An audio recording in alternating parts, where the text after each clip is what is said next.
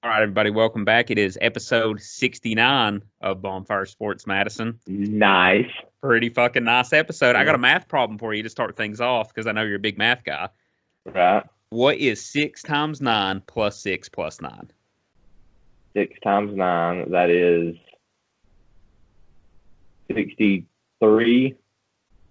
No, 56. No, I don't know. it's 54 for the first part. 54. 54, okay. Plus 6 60. plus 9. 69. Yeah, there you go. What are the fucking odds that adds up like that? Such an elite number. I know, man. It's the Yeah. best. Yeah, and that's why. And then you get down to the square root of 69 is 8 something, as Drake once taught us. So, I mean. We've been trying to work it out. Yeah, so if you're listening to this on Monday, it's 6/8. But maybe guys, maybe you just hold off till Tuesday and you can listen to episode 69 on 6/9. So I mean, that's what we're really rounding this whole thing together. Yeah. Yeah, but there's been a pretty good lot going on throughout the last week as far as there's been some sports news. We'll get into baseball a little bit. I don't think they're coming back, Madison. I don't know what the fuck's going on with them. We'll talk about UFC 250. That shit. Obviously the whole rioting and protesting and stuff's been going on. Jordan Brand pledged $100 million to racial equality and stuff like that. And it just the thing is, Madison, I knew when I saw it, there was going to be those people that said the Jordan Brand is worth this much money and this is only this much percent of their profits. And what the fuck is wrong with people, man? Why can't you just do something good? Yeah. Well, and the same thing too, and those organizations are great, they really are, but it's just I can't see there being a lot of demands of a lot of profits through those organizations, like cancer and stuff like that. Obviously there's more research and stuff, but $100 million going towards an organization like those, I mean, that's good Lord. That don't require as much money, yeah. Right. I mean, to me, that should be well more than enough than what you would think they would need. Yeah. Right. Yeah. But so, I mean, that's a good thing, man. And just some people got to shit on everything. Then, you got the Drew Brees news and man, just Drew Brees, just read the room a little bit, man. I mean, you've got your opinions and stuff and that's fine. And, you're more than entitled to them. But right now is probably not your time to give that take, Yeah. And I don't know, man. I don't understand how you could be that, I guess, blind to the situation going on right now. I mean, just maybe hold off a month or two before you want to give your opinion on it. Because I don't think, and I'm going to be a little genuine here, I don't think that he was in a bad place mentally. I don't think he meant anything bad by it. But I just think that the way the climate is right now, that's a very terrible time to say that. Because he knew he was going to get dragged, well, I don't think he knew that. I didn't think he saw anything wrong with it. But he's just everyone else knew he was going to get dragged as soon as that came out. And I think it was kind of a mob mentality and things got, pulled out of hand, I mean, it's just I don't know, man. That's just my 2 cents on the situation. Well, I mean, Drew Brees' actions speak for themselves. I mean, he's a very genuine person. And, right. And I don't think truly he's meaning anything, by what he said. I just think that, like you said, it's just his opinion on it. And I think he was meaning it in the context hey, whenever the national anthem plays or something, I'm going to stand for the flag. Yeah. And this is my opinion on it. But yeah, now's probably not the time to be talking about that. And, I think he done the right thing by, taking a step back and being it's more than just standing up for the flag. It means a lot more other things that's going on in the world. And, yeah. And I think a lot of his players that are, I think they judged him at first, but they know how good of a dude Drew Brees actually is, and so they quickly forgave him because I think he misunderstood, what was trying to get across. So I think so too. Yeah. But yeah, that's what, like you said, and I mean, he made a big apology post, which I think anybody could figure that was going to happen. And I mean, it was honestly, man, the picture that he posted, the black hand and the white hand clasping together or whatever, that was, you literally could Google racial equality, and that was the third image down. It was the cartoon meme that goes on, when two things and it shows the fist what they're all working for or whatever. It was that, but a real picture. It was just I don't know. It was the most ingenuine picture, but the message was genuine. You know what I mean? Yeah. Yeah, But and I think everyone knows Drew Brees is a good guy, and right. hopefully everyone can all come together and we solve this issue that's going on in America because Black lives do matter. Yeah, sure. So, Yeah. for sure. So I'm hoping we all can get through this and work through it and come together and just everybody love everybody, Peyton. Yeah, just in the words of Jackie Moon, everybody love everybody. I don't know why we can't live like. I feel like if just like we need a big Black Eyed Peas concert where they're just singing "Where's the Love," and I feel like that heal the whole world. Everybody, let's just all sit down and watch Remember the Titans. Yes, yeah, that's honestly that's what we need as a nation right now. All right, man, let's jump into the UFC. 250 happened this weekend. Amanda Nunes might be the baddest bitch to ever walk the face of the earth as far as like getting in the octagon. Like this bitch, like, I mean, I don't know if she can be stopped, dude. Like, I mean, she's got like what, maybe 4 losses on her career. Yeah, and I would only imagine those losses, and I'm not really been paying attention, but I would only imagine those losses came at some sort of like TKO or like submission because I don't see anybody knocking that bitch out. No, me either. And I mean, dude, she's just this Spencer girl. Like I watched a little bit of it, and like I mean, she just worked her the whole fight. You know what I mean? Like I mean, you don't see in women's UFC a lot of like knockout power. But like, I mean, dude, she just like round after round just worked her. And like, I mean, it was honestly, the fight wasn't interesting unless you just like watching somebody completely dominate somebody else for 5 rounds. You know what I mean? But I mean, it was good card and everything. The one dude, the Sean O'Malley, he's like 11-0 now. I haven't really heard his name a whole lot before, Madison, but I saw this dude. Did you see the video of him knocking this guy out? No, I didn't get to see it. All right. Well, he knocks this dude clean out. I can't remember which round it was, but man, this guy has like, when I saw him, my brain like broke, which, it's not easy for that to happen because like, I thought it was Tekashi 6ix9ine fighting and like, he has like rainbow colored dreads. Like, I mean, it was really, like, yes, he looks like if Tekashi 6ix9ine was a UFC fighter, he is this dude, and I was just like, in my mind for a second, I was just like, wait, what is happening right now? Okay. I'm just looking at him right now. Jesus, man. I've never seen this guy in my life. I haven't either. Like I said, he's relatively new. He's 11-0 now. I mean, he looks like a poor man's Conor McGregor. With all these tattoos and stuff. Right. But the hair, like I said, that just like wild as shit, ain't it? And then another dominating though. I mean, he's 12-0. Yeah, that's what. Okay, 12-0 now. He's 11-0 going into last night. Yeah. But yeah, dude. I mean, he's tearing things up right now. I mean, he's wild looking, but I mean, good fighting style. I mean, the dude is tough as hell, obviously. And then you had another knockout I saw. It's the only other like fight I wanted to comment on. The Cody Garbrandt. I genuinely think he is a douchebag. I'm not a big Garbrandt guy. I don't know how you feel about him or if you've ever kept up with him that much. But, like, dude, he knocked this guy out at the buzzer. Like, I mean, literally at the end of the round, Madison, the buzzer's going off, and he fucking cleaned this guy's clock, and it was a pretty badass moment. Yeah, dude, he just looks like a douche. I mean, he really does. I mean, and I know that, like, tap out and stuff's probably out of style now, but he would have probably been that guy if he would have been around back in, like, 2012, would have been rocking nothing but tap out affliction shirts. Oh, 100%. And, like you were. Like me. So that was a ricochet shot. That was unnecessary. Yeah, it was unnecessary, Peyton. And then he has that douchey haircut, the complete fade all the way up to there, and then just having it gelled over. I mean, he just looks like an asshole. Yeah, he looks like a guy you'd want to hit. I mean, you get in a lot of trouble for hitting it because I mean, he would obviously destroy you, but I mean, he's got a very punchable face. Yeah.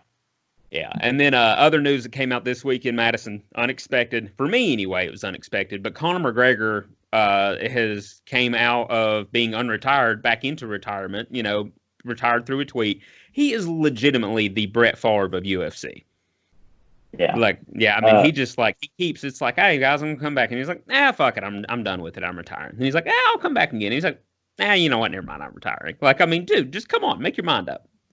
Yeah, and I'll discuss on that later in one of our segments because he's going to be my topic of conversation for that. I got you. But yeah, that's what he did say he was bored with it, and I do get that, and they're like throwing crazy fights at him. But I mean, literally, like last week, didn't him and Anderson Silva agree to fight like a week ago? I think so. I don't know if it ever became official, but I think they wanted to do something like that. But I knew Dana White wasn't a fan of that because he said the fight makes no sense, and it didn't really make any sense. I mean, fucking Anderson Silva comes down to like 185 to fight, And, Conor McGregor, obviously, like, I mean, he comes down and weighs in at 176 or whatever this fight would have been, and then he fights at 185. You know what I mean? Like, Conor McGregor would have done everything in his power to weigh 176, then probably fought at like 170. I mean, it's just, it makes no sense at all. But, but Dana White is like supportive of it. He said he supports anybody retiring. And Dana White is just like, I think he's the coolest commissioner in like sports. You know what I mean? Oh, yeah, for sure.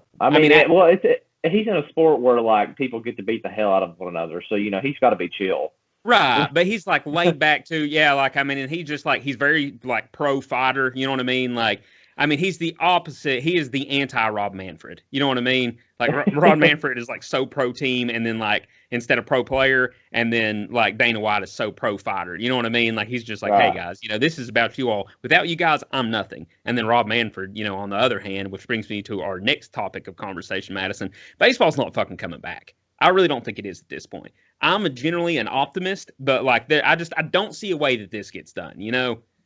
I don't either, man. When they came back and they rejected the 114 game proposal by the players, and now they're starting to like talk about doing a 50 game season, man. It's just like, it's one of them things like you just can't do. Like, to me, you can't go from 180 games to 50.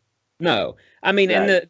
And the reason, and I may have said this last week, and I apologize if I did, but I mean, if you might be listening for the first time. So the reason that the owners want such a short season isn't because they're pressed for time or anything like that. It's because the players agreed to a prorated deal, right? And the owners, they went back and were just like, oh, never mind. We don't want to do the prorated deal. We're going to want you to take less money.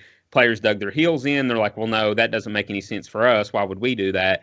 And then so the owners are like, fine, you don't want to take less money for a longer season. We'll only play 50 games, so you don't get paid that much, Like, I mean, and that's where the owners are at with it. And then the players are like, well, why are you wanting, us to take such a pay cut? Like, I mean, how big of a loss are you taking? But obviously the MLB is not like the NBA or NFL. Like, it's not open, like, conversation as far as how much the team itself makes. And the owners don't want it to get like that, because baseball doesn't have a salary cap and everything. And they don't want the players to know how much revenue they're bringing in. And, like, so they won't open the books up, won't let the players see it. Both sides are digging their heels in, and we're not going anywhere, man. And I mean, it's just like, I can see where the players are coming from before I can the owners, because the owners are billionaires who are going to have generational wealth. And, like, I mean, they just, like, man, they're not really, this one season's not going to hurt them that bad. But, like, a baseball player, I mean, their time to make money is only in the, 10, 15, 20-year window. You know what I mean? And they're like, every season matters to them. And that's why the owners are kind of like, well, fuck you guys. You know what I mean? They're like, I'm going to make my money over my lifetime regardless. Your window's closing. So if you're not going to play, you're not going to play, Yeah, that's true. I kind of go back and forth with it because, I mean, I do see where the owners are coming with it. I mean, they like 40% of their revenue, like off concessions and everything else that the baseball stadium brings in, it goes towards the player's salary. Right. But again, I'm with you there on it. Like, they can suffer through one season and pay these players, what they deserve. Because, I mean, if you really sit back and think on it, if you just go from like a one season standpoint on a, 50 some, or however many is on, on a roster, I forget how many through a baseball roster. What, just like, your everyday like starting roster for the pro team? Yeah. Is only like 27 people. Yeah, I mean, you go off that, then I guess is the owners also in charge of like the AAA and AA and stuff like that? Yeah, because you got like the 10-day contracts and the call ups and stuff like that. Guys getting sent up and sit down. You got to sign deals for that and shit. So I mean, that's probably in consideration, at least with AAA.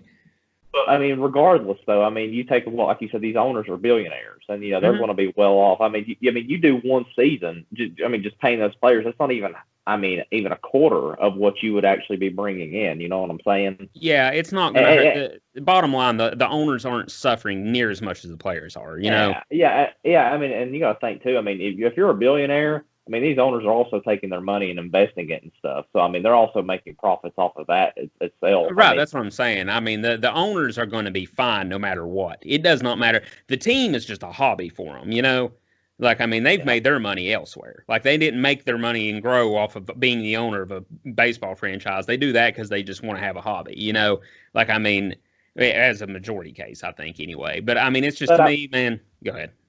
I was just going to say, like, if it's me, which I've never been put in that situation as far as, like, being a millionaire athlete, So, Right. I wouldn't know what that was like. But, like, just to me, I'm like, all right, if they say, let's play 50 games and you only get so much of your salary, to me, I'm going to be like, you know what? I'm only really going to be playing 50 games, plus going to the possibility of playoffs.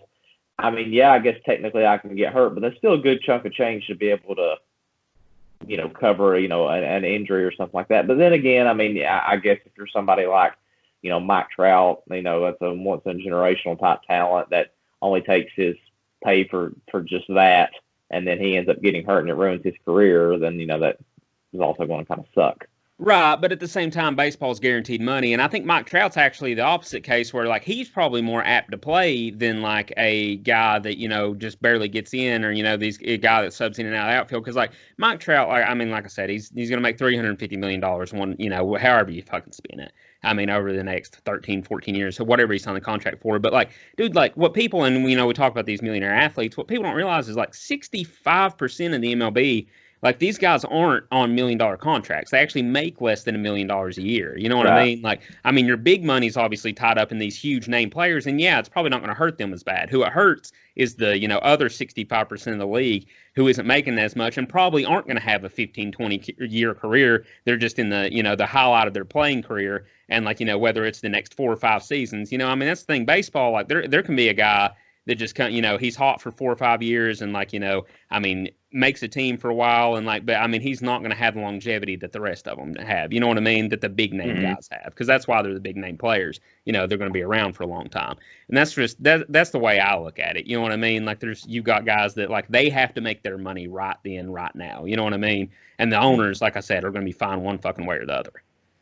Yeah, honestly, to me, this just feels like it's just an inconvenience on like the owners. So, like you said, they're going to make their money, but they probably, after they sit down and done the numbers on it, like, okay, if we have to pay them this, we're not going to get this. Oh, so we might end up losing, $500 million or something. And like you said, like to them, something like that should be nothing. But they're just like, oh, you know what, that might ruin our vacation, or that might ruin my, my trust fund going to my grandchildren. Right. But I mean, too, like, I don't even know that, like, I don't think they're going to take that kind of a loss because the TV deals and everything, you know what I mean? Because I'm pretty sure that the way their revenue stream comes in is like the more eyes that are on the game, like being showed on TV, the more money that the team gets to bring in, right? Like, I'm pretty positive that's how that works. Yeah. So, I mean, obviously with people not being at the games and, also sports not really being played right now, there would be, higher viewership. So the owner would at least make some money back there. They may not be making it off concession or ticket sales, but, I mean, they're making it back a little bit on the TV side of things. And I don't know, man. Needs worked out. I mean, this is detrimental to the league. It's detrimental to the sport. I mean, you've got hockey's already got a contingency plan for coming back. I mean, NASCAR's been playing for, racing here for a little bit. Golf is coming back. I mean, and then you got now, and which is our next topic, the NBA has released their plan for coming back and playing, getting the playoffs started back up. So you got every major league ready to go ahead and like get things started. And the NFL's got a plan for playing on time. So does NCAA for college football. And just the MLB looks so fucking stupid. They're standing there with a big dump in their hands. They're like, hey man, I've just took a big shit right here, and this is all I've got to offer you guys. Well, I mean, again, yeah, this is the first time this has ever happened. Like, in history, right. Talking about like not having a damn season, and like you got to sit back and think like, baseball is America's pastime. I mean, it's one of the oldest, richest traditions in all of sports. Right. And you're really going to let it suffer one season just because these owners who have made billions of dollars over generations of owning these teams, you're going to take, you're going to like not do one season because of this and not pay these players. And then you are going to probably end up jeopardizing even getting these players back, or even having baseball in the future. Yeah. So really, it's resting on the owner's hands right now. It is. Yeah, both sides have dug their heels in, and the owners are going to have to bend and like let allow more games or allow the players to make more money up front this season. You know what I mean? Who these fans? They're going to watch these players play. Like that's what they're there for. They don't give a shit about the stadium. They don't give a shit about. We got to go get a $10 hot dog. Like, they don't care about that. They're there to see these players play baseball and see their favorite players play. That's the only reason they're there. I think the owners have to really sit back and think on that. Like, That's their bread and butter. That's the reason why they're making the money they do is off these players. Well, too, the owners want to make the players look bad by doing all this. You know what I mean? Because everybody, like the owners, like spin it, and usually the media helps the owners out. They've not been as bad with this kind of situation, like as opposed to a normal lockout or whatever. But this is that's what just drives me insane about all of it is like people taking the side of billionaire owners. You know what I mean? When these guys have this is their livelihood that they've only got a short amount of time to make it off of, and just and if you have nothing to hide, open the books, open the fucking books up, let the players see it. If you're really taking that bad of a loss, let them see it. You know what I mean? And then the players will probably be like, all right, fuck it, we'll play 50 games. You know what I mean? But that's where the players sit. They're like, we don't even know what you're making. We don't know how bad of a loss you're taking. So why should we take one? Right. That's what kills me. Just quit being cockholes. You know what I mean? Just get it going. Yeah. What do you think percentage wise, baseball playing this year? What chance do you give it? Dude, I want to just say for the sake of having the sport around and this never happened before, it's like you have to have baseball. You know what I'm saying? It's like you feel like you have to have it. Yeah. I'm gonna give it maybe I'm going to give it a 40% chance we play. Yeah. I'm still going to be, it's still an F, but I'm still getting some sort of optimism to it. Yeah. I mean, if they can strike a deal in but I think they have to play by if they don't have by the end of June, if they don't say, hey, we're going to start by the end of July, then it's over. You know what I mean? I think that at the end of this month, if they haven't made some kind of plan and some kind of start date to guys need to get back into, playing shape, spring training, well, not spring training, but a second round of spring training. If they don't have a day to say, hey, this is when it's going to start by the end of this month, it's done. Because, baseball's a summer sport and basketball and NHL will be back by the end of July. No one's going to fucking care. Well, unless they try to strike some deal where they're playing inside of these domes during the postseason or something, and where it's enclosed. Because like you said, it's a summer sport, man. And then a safety thing starts coming into factor because you can't have these pitchers going out here expecting to deal what they have, and it's 30, below 30 out, trying to throw these. It's cold in October and it's hard for them to do it. And even with batting too, man. Imagine getting a sting. Don't go as far. And you imagine getting a stinger, when it's 40 degrees. Can you imagine getting it when it's 20 and damn near snowing in some places? You can't play baseball. You can't do it. No. So I agree with you. If they don't have something by July, even some sort of 50-game season in, it just won't happen. It can't. I'm the same way, man. But we've probably harped on this too long. We'll go on and talk about some good news, Madison. Some good sports news. The NBA is coming back. They will be back by July 31st. 22 teams playing in Orlando. The Wide World of Sports down there at Magic, or around Magic Kingdom, whatever. They got 3 courts to play on. Dude, from what I've read, there's going to be, once it starts back up, it's going to be a game every day. I think there's going to be 6 games a day every day until it's over. And, until the playoff starts. And then the finals, I think they're only going to have 1 day off in between. It's going to be fucking awesome. I don't care that there's not fans there. They're going to, I need something to watch and need competitive sports. And this is going to be so nice. And they're doing they got 8 seeding games. Have you seen that? The 8 regular season games before the playoff starts. So you got 13 teams from the West going, 9 from the East. And you know what that tells me? The whole 13 teams from the West compared to the 9 from the East. They're saying the 13 teams from the West have more of a chance. They're trying to get Zion into the playoffs. They're trying as hard as they fucking can to get him in there. Because, they need the money. I don't blame them. You know what I mean? Adam Silver knows what he's fucking doing. Because, dude, even they put it in that if a 9 seed is within 4 games of the 8 seed, then they're going to have to play a playoff to get into the playoffs. Why would that even be a thing? Yeah.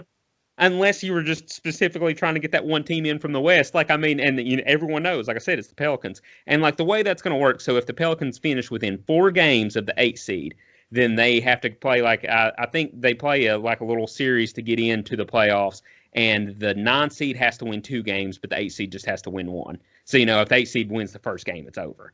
But, the 9 seed would have to win back-to-back games to, get into the playoffs, which, like I said, they're going to do everything they can to try and get Zion in there. I wouldn't be surprised if, by the end of the 8 games, the Pelicans weren't, the dead last seed. They'd be like, you know what? Fuck it. All you guys get to go in. We'll figure it out. We'll rearrange all this. It's smart because he draws eyes. You know what I mean? So it's going to be 8 regular seasons. So is it going to be tacked on from, where they ended at in the regular season? Like, so Yes. whoever does good. Okay, so whoever has the best record out of those 8, after those 8 games, gets into the playoffs. Yes, yeah. So you're currently sitting where you were when the season closed. Okay. And these 8 games, like I said, they're calling them seeding games. They're not calling them regular season games. And it's just to determine exactly where, because there is some, the 9th team for the East is Washington, and they have a possibility that they could get to that 4 games back and then be able to play in. But like I said, this was all just a ploy to try and get Zion in. That's why they're not going straight back into the regular season, I'm sorry, going straight back into the playoffs. Right. But yeah, that's my 2 cents on it. It's all about Zion, which I don't give a fuck. You know what I mean? It's good for the league. They need that money, and I'm so ready to watch basketball. It's gonna be fucking electric. It is going to be crazy, it's crazy from the sense of getting to actually watch live sports like that, but also just be crazy that we're going to be watching this in July. That's just going to be so weird to me. The basketball is going on in July, and it's not like a summer league. Yeah, dude, I think it's going to end starting on July 31st. I think it's going to end in September, late September or early October. And you think about it, we're going to have NBA playoffs, NHL playoffs, NFL, college football, and then, maybe if some miracle baseball comes back, all going on at one time. I'm not going to be sober for 6 months. Well, usually it was the best time of sport. What was it in October, where all of those are going on? But it's only it's 4 equinox. It's only going on for maybe a week or something. Yeah, we're talking this is going to happen for a couple months. Yeah. The sports equinox usually is start of NHL, start of NBA, the last of the MLB, and mid football season. But like you said, this is the culmination of all that, the playoffs and everything. Everything matters besides, football season is going to be early in football season. But the NFL, you know what I mean? They're week 1 matters. You know what I mean? For the NFL. So, it's going to be very intense. It's going to be a lot going on. Dude, we're going to be putting some fucking hours in once this shit goes. You know what I mean? Because all the shit we're going to have to get together. You know how, we've put a lot of hours in, getting information for the podcast for the time without sports. I can't imagine once it all comes back, how much, more work we're going to have to be doing for this. Once it comes back, Peyton, we're going to have a topic, and I'm going to be my notes come on, where's it at? Just flipping through pages and shit. Yeah. That's what I'm going to have to get, 2, I'm going to get whiteboards to put up, around me or whatever, and just have all that shit wrote down. And legitimately, which I had this plan anyway, but I have a second TV for my man cave, and I'm trying to right now find a cheap option for a third TV. That way I can have them all on at once. And that way, I can watch all the games, you're going to be like a Buffalo Wild Wings, Peyton. I know, man. I can't wait. Now I'm just get me a mini fridge down here to put my beer in, and I've already got a bathroom down here. I will never leave. I'll just have to sleep down here in my man cave. But it's going to be my whole life here. But I'm going to love it. It's going to be so worth it. Let's do team talk. I'll let you go into Kentucky first. All right, man. So we've got some positive news coming out of Lexington, man. So we got today starting back. Kentucky football is slowly making its comeback. We got some players coming back to the weight room. They're going to implement just certain amounts coming back to the weight room. So how that's going to work is players who remain in Lexington will begin workouts today. Returners who are coming back to Lexington from out of town will begin the screening process on June 8th with the goal of beginning voluntary workouts on the 15th. Then newcomers, so the people that's going to be coming in new to Lexington, will begin the screening process on the 15th, and with the goal of coming back on the June 22nd. So we're slowly making its way back. We're having some people in the weight room, so that's a positive and it's a plus, and we're taking a step in the right direction, being able to play football, Peyton. Hell yeah, man. That's awesome, dude. That's what West Virginia's had some good progress to this week. That's what we got another recruit. I don't know if you saw this, but Kaden Prather out of Maryland, 4-star receiver, Madison, had, I think, 30, let me double check. Yeah, 33 other offers, Division I offers. This kid is a 6'3", 210-pound receiver. Like I said, 4-star, can scoot, high points balls. It's just pretty big land for us, I was pretty pumped about it. And this is, obviously a 2021 commit. But, we have, it's so funny to me that Holgerson all the time said you can't get talent in Morgantown. And this class for 2021 that Neil Brown has coming in looks ungodly. You know what I mean? Like, it's just, it's crazy to me that, like, he can get this much talent and Holgerson acted like we never could do that before. Right. So I am pumped about it, dude. I mean, like I said, just another addition. I'm at the Tyler Sumter coming from, he was a graduate transfer from Troy, played for Coach Brown before and everything. It's just it was awesome to see him coming in. I mean, it's going to be huge, like for special teams, punting and kicking, kind of little Pat McAfee-ish right there. But yeah, man, I'm excited all around, making some moves. I think this kid he was going to go to Penn State, but I can't remember which coach it was.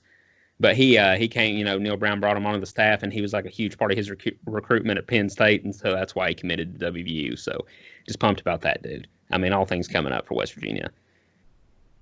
Again, let's just say that he had offers from like Clemson, Alabama, and hold up. I do have some of those schools. Okay. Like I said, he had 33 other offers, but here's just some of the bigger ones. Let's see here. All right, so Oklahoma, Penn State, Maryland, South Carolina, Alabama, Ohio State, Michigan, Florida State. I mean, he was like, pretty big fucking deal. Yeah. And you know where he's going, Madison? Morgantown. And you know what I always say? Trust the climb, baby. Yeah, that's right. All right, let's do, let's see here. Yeah, let's do I'm upset. So, Madison, I'm upset because Oklahoma State has got hit with a one-year postseason ban. They committed I think it's called a level 1 infraction. And Kansas has committed 5 fucking level 1 infractions, and they haven't got shit yet. Like, what is that? Dude, I can only hope that it's just they're waiting to get all their ducks in a row for all these 5 just to slam them because, like, it has to happen. Like, like, it has to. Like, how could it not? Yeah, like how could you sit here and be like, hey, you committed 1, and then you're not going to go to the postseason at all this coming season, and then like Kansas have 5 and just be like, is it that big of a deal? Like you can't have that kind of double standard for a blue blood program. I'm sorry. I know you're a fan of a blue blood program, but like, and you'd probably feel a little differently if this was UK in hot water, but. But that's the thing, Peyton, is we're not in hot water. We do things the right way. Right. No. Okay. Well. Yeah. Well, we don't pay our players, Peyton. All right. Well, I mean, Bam Adebayo kind of allegedly. But yeah, man, that's why I'm pissed off. I'm upset that Kansas gets away with this shit. You know what I mean? Like the fucking and blue bloods in general, because they've got the whole fucking Zion investigation going on. He's going to have to appear in front of a judge, and it's just but it doesn't matter whatever comes out. Duke's not going to get in trouble. Kansas isn't going to get in trouble. Like nothing's going to fucking happen because they make too much fucking money, and like it's just these small schools that when they commit infractions like this that get fucking punished like that, and it's bullshit, man. Yeah. It is bull. It is. I like I said, we can only hope that they're just waiting to get everything lined out, just so when they do bring the hammer down and drop it, that they bring it down hard. I hope they put Bill Self in fucking jail. like literally, they can't do nothing else. You know what I'm saying? Yeah. Like there's nothing that Kansas can do, nothing that like lawyers can say.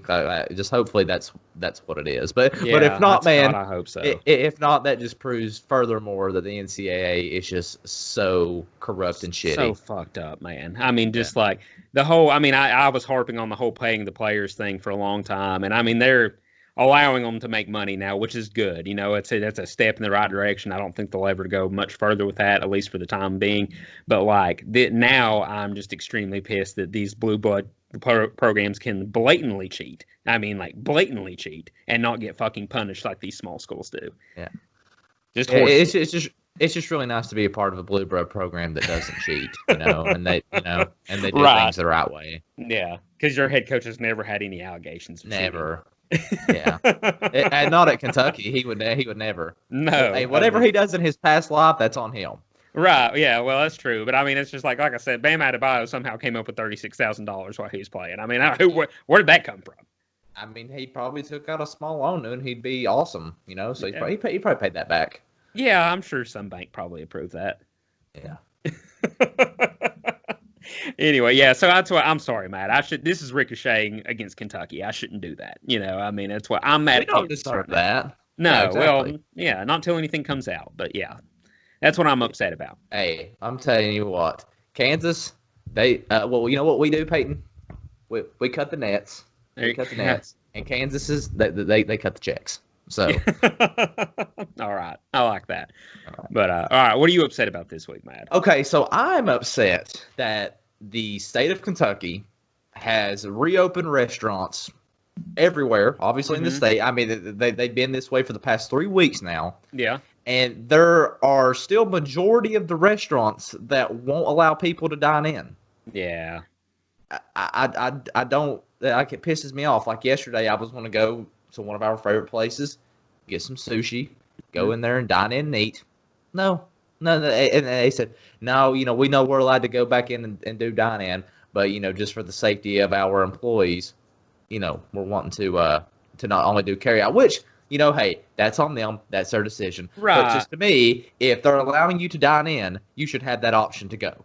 Yeah, but here's the thing, Madison. I know they said they gave you the whole like safety of the employees thing, but when you get down to it, they're still only allowed 33% capacity. Yes.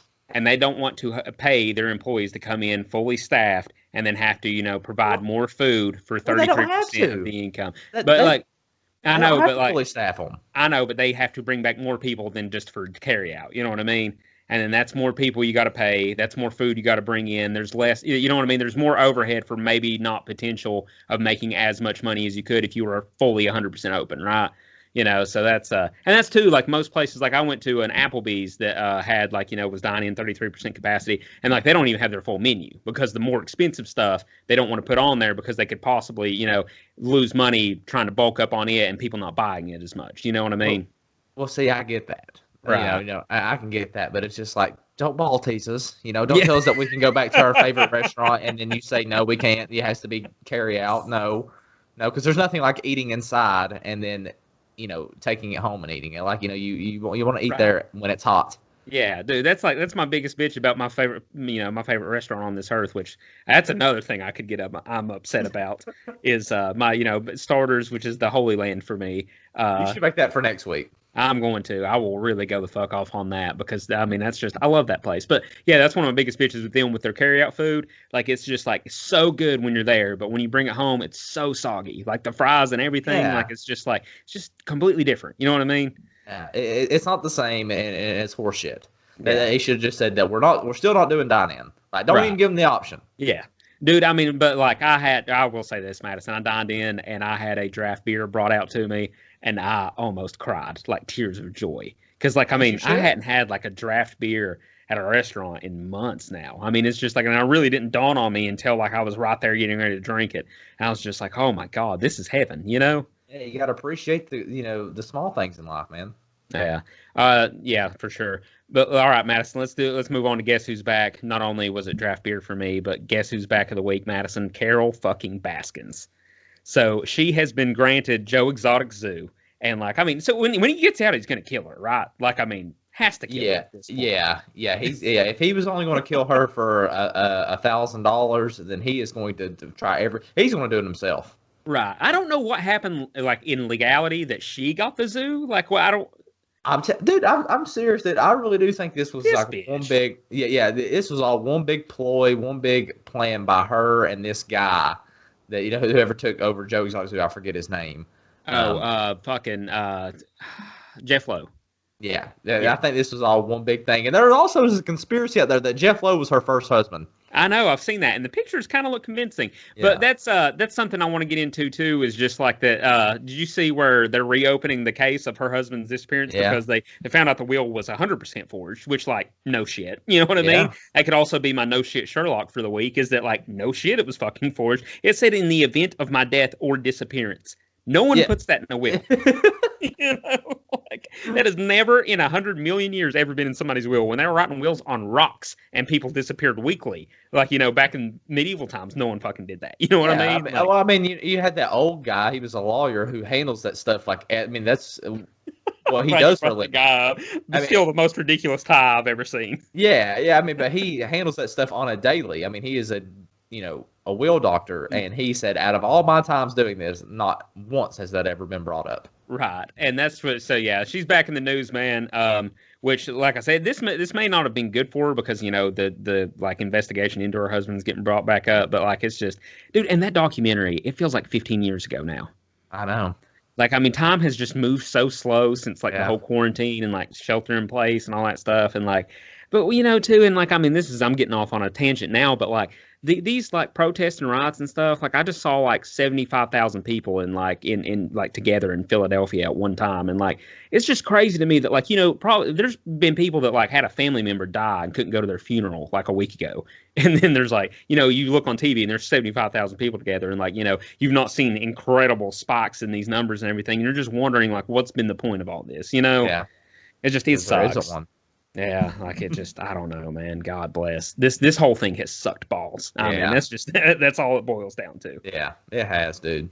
But all right, man. Who's back for you? All right, so we touched base on it a little bit, opened the episode with it, Conor McGregor. So that's my guess who's back, because he's back in the news with announcing a retirement again. Yeah. And I feel like that he's trying to do Michael Jordan right now. He's trying to do the whole Brett Favre thing. Yeah. He's trying to say, hey, I'm out of it.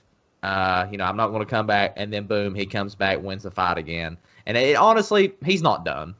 He's going to come right back, and he's going to be right back in the news, and he's going to do another fight or something, and then he's going to do the same exact shit and pull it that he's going to retire again. But honestly, man, I don't know. I mean, does this hurt his legacy? I mean, does this hurt like? Him pulling this shit all the time. Like, is there always going to be that, like how we are with Jordan? Like, what if he never retired?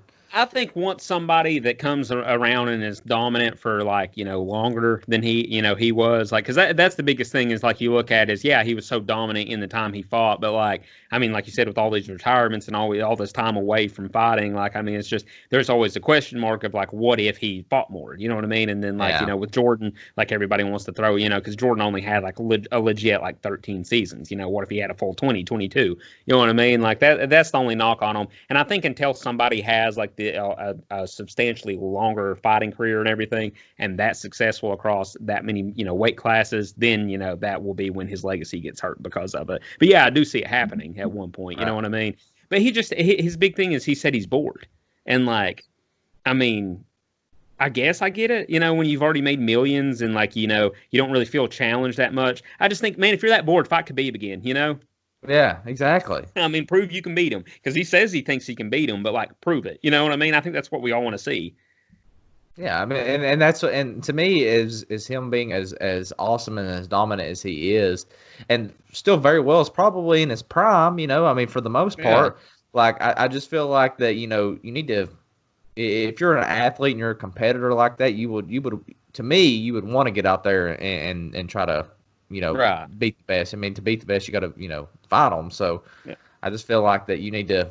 That's why I'm asking the whole question. Like, is it tarnishing his like legacy? Because I mean, he's not.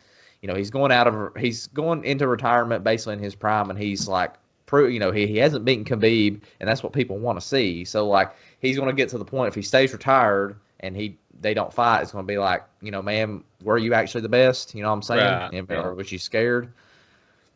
Yeah, I agree, man. I mean, I do. I think it kind of hurts his legacy. I mean, it's just, I don't know. Like, I mean, I want to see, he's good for UFC.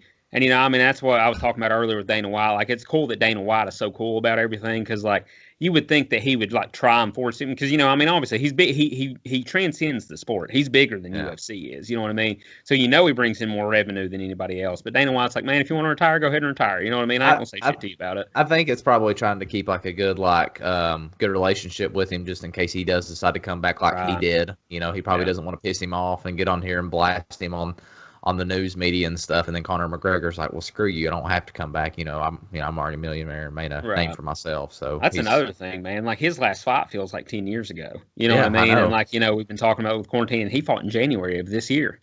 Mm-hmm. Like, I mean, that just, when I saw that was his last fight, I was like, holy shit. You know what I mean? Like, that felt like it was fucking, 3-4 years ago. It's just crazy, man, when, these athletes, and like, especially in UFC fighters, you see it most of is when they're on the top of their game, man. And it's just like when they lose, it's just like nothing's never the same. Right. Yeah. Yeah. Yeah, I mean, but they don't do it like how they used to back in the day. Like George St. Pierre, he could lose a couple of fights, but he still stays in that, being the top at his class and stuff. And it's just like once like these iconic athletes now for some reason once they lose, it's just like they dip off. Like everything's like doesn't fall into place. I mean, like, look at Ronda Rousey. I mean, she was on top of the world for 11, 12 fights, something like that. Yeah. And then, dude, once she lost, it was never like, I mean, dude, she might have fought, 1, 2 more times, then started her fucking acting career and WWE career and just like fucking completely gave up on UFC. I think she hit UFC at the right time and fought a bunch of tomato cans. You know what I mean? Yeah. Build her brand up and everything, which is good for her. But like, I mean, that's what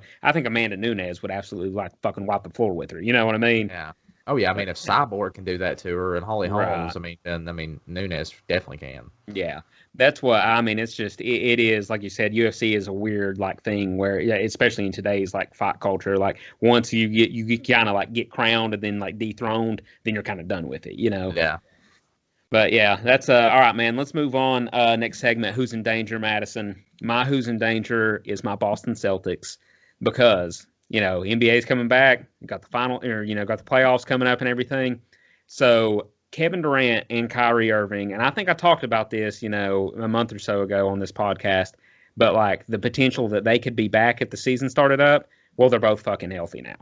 And that's something like I don't think we're talking about enough is that the fact like this Brooklyn team that otherwise would not be good, you know what I mean, for this season, like is going to be extremely good now because you got two of probably the top 10 players in the fucking league back on their team. And which I've seen multiple reports, either, Kevin Durant wants to play, but people are telling him not to, or Kevin Durant doesn't want to play, but the team's trying to make him. And like, I don't know, like, and it's good too that we've got journalists like arguing over this shit again, like they're all got inside sources, but 100%, like if it was just Kyrie, like wouldn't bother me because Kyrie is enough to like just to implode a team from the inside by himself. Like, I mean, he's talented, but he's not going to like allow a team to go on a deep run alone because obviously, like we've seen with the Celtics, he just causes teams to fall apart. But now, I mean, you throw in the like Kevin Durant thing, aspect of everything. Like, I mean, Kevin Durant is probably when he's healthy, if he's not the number one player in the league, he's probably number 2. I mean, I know people are on Giannis's dick right now, but like, I mean, KD is unguardable. Yeah. And that's just,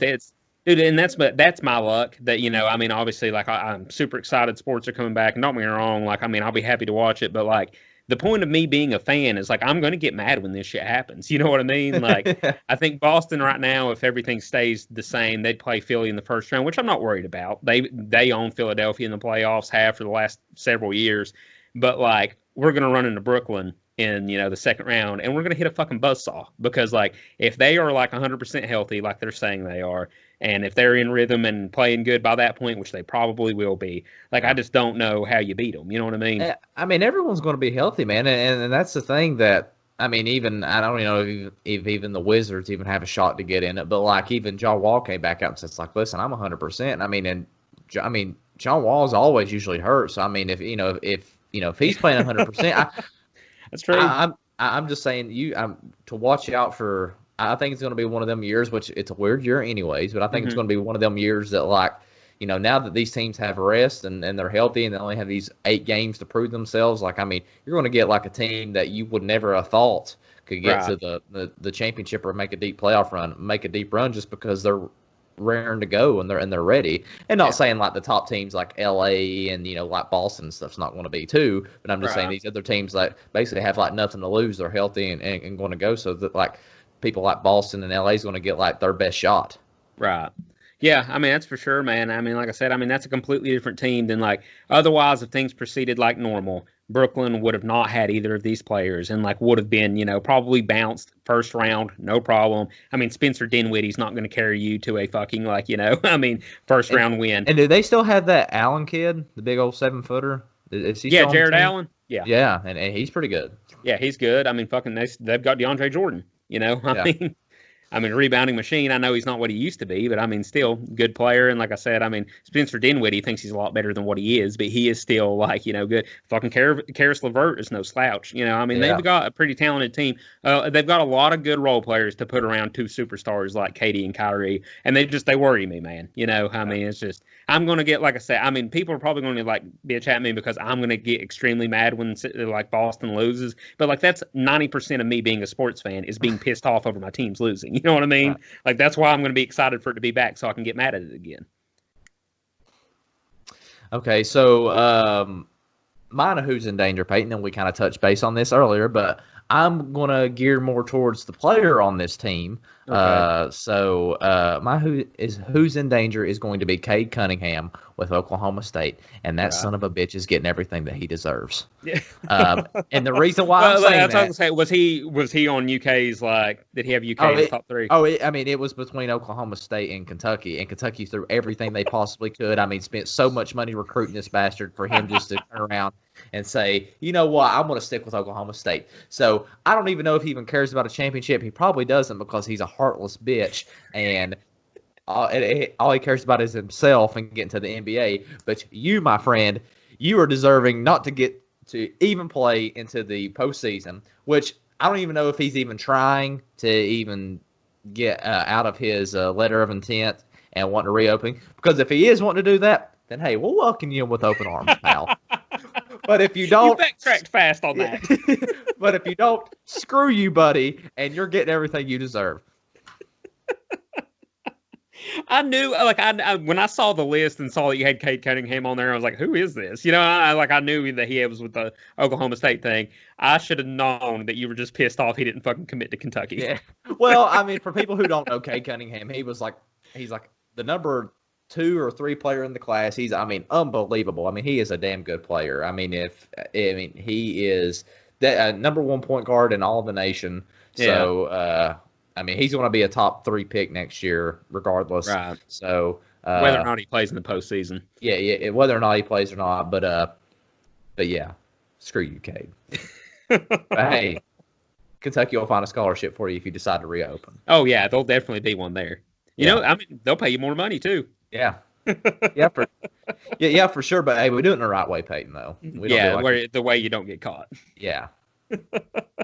All right, man. Let's move on to our viral story of the week. Madison, I've seen the craziest. I know things are crazy right now in the world, but like I saw 2 of the craziest headlines that I have ever read in my life this week. And I just had to bring them up for the viral story because this, like, the first one I saw and like my eyebrows raised like 4 separate times. Like I kept getting surprised as the headline went on. And then like the second one started slow. It was a slow burn. And then it just lit you on fire all at once. Like 0 to 100. Real quick. Yes.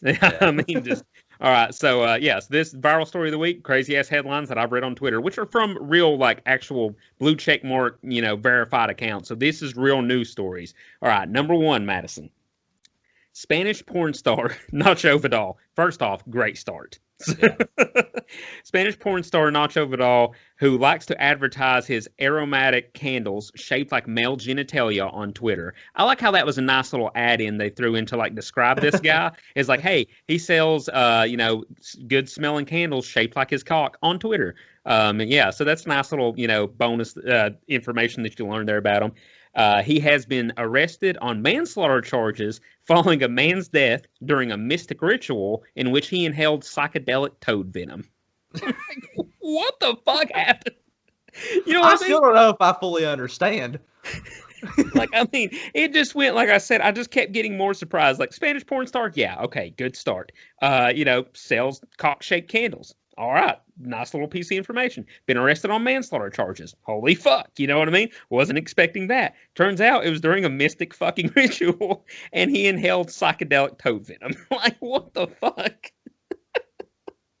That's by far the wildest thing I have read in my life. Can you imagine being like the first cops that responded to that event?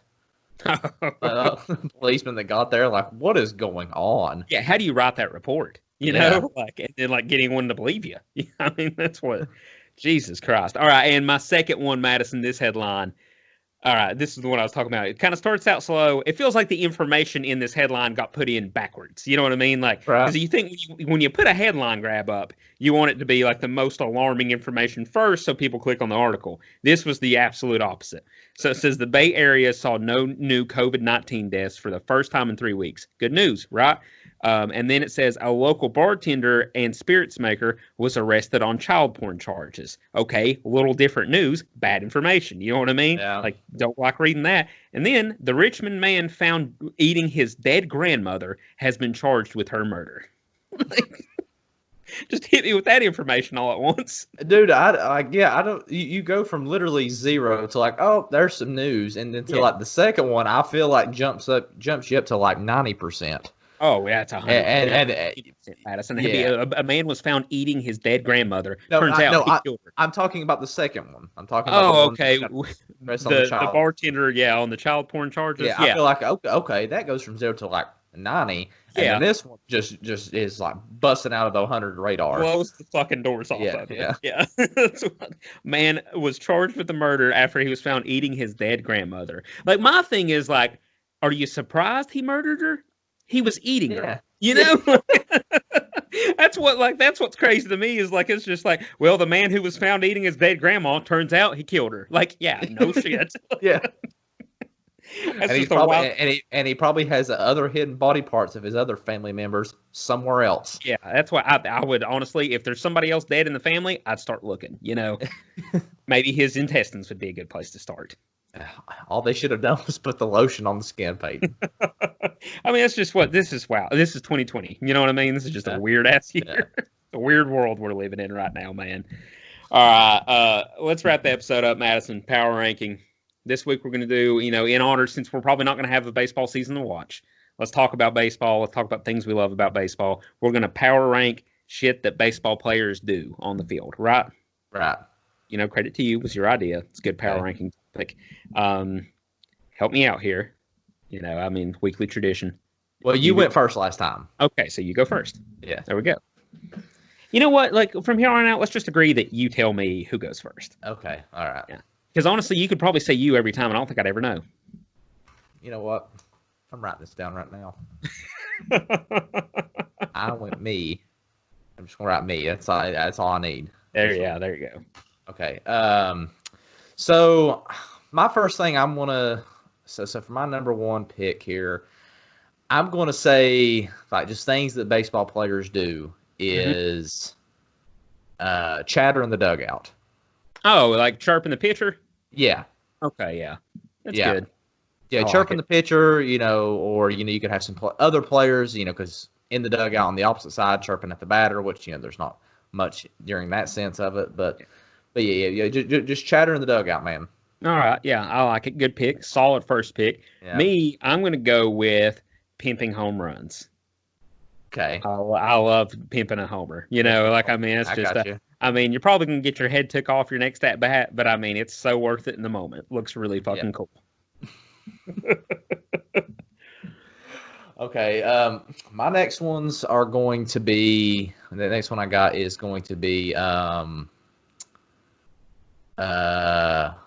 just chewing seeds, man. Chewing sunflower seeds. Sunflower seeds. No. Yeah. Yeah, at no other point are you probably chewing any seeds until you're out. Actually, they're in the dugout or you're out in the field, just getting a big hog in your mouth, just sitting there chewing on some seeds. There you go. I feel like, and that's what I guess if baseball does play, that they're not going to be allowed to do that. And that might be why the players don't want to play. Honestly, when we get down to it, may not be the money. It may not be like, dude, if we can't have our seeds, why the fuck would we be out here? Yeah.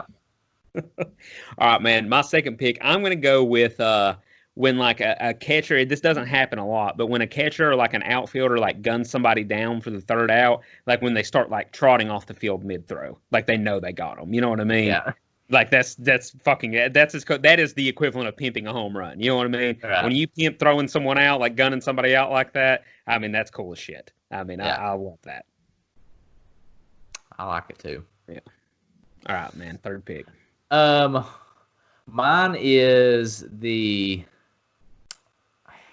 Mine's going to be the superstitious rally caps. Oh, rally caps. Yeah, doing rally caps, doing something involving your hat or something to where, how they do like the paper cup goggles and stuff like that. But they put them on their ears and then put them on their eye. Yeah. But the traditional rally cap, man. You can't beat it. That's what. All right. So my third one. Let's see here. I'm gonna go with. This is a little off the beaten path here, but I'm gonna say the just grabbing your crotch, just a fucking baseball. Just gotta readjust the boys. You know what I mean? Well, everything is hot in there. I will say that it is. It's pretty hot, a little sweaty down there. Yes. The material's not exactly breathable. Yeah. Yeah. Yeah. So just a good crotch grab, too. Like, I like how Juan Soto, like every time he gets like, a ball thrown against him, how he like takes his feet and like, clears the box out or everything. Then he just like, he's looking at the picture dead in the eyes and just like grabs a handful of his junks, just like, fuck you, buddy. You know what I mean? Like, he doesn't say it, but he's thinking it. Right. So good old crotch grab. That's a good baseball tradition. Okay. Mine is this is gonna be the last pick. Yeah. Okay. Mine is going to be the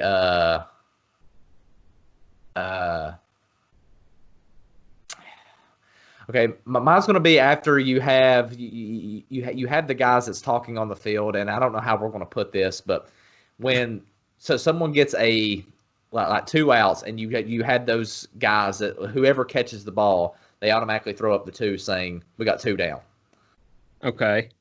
So and like I said, I don't know how we're going to put that into like from a voting stance, but like right, like how do you want me to word this on the power ranking chart? Right. It's like I think what we're like running into here. Yeah. So like just like holding up the 2 outs. Like I mean, what are we? Yeah.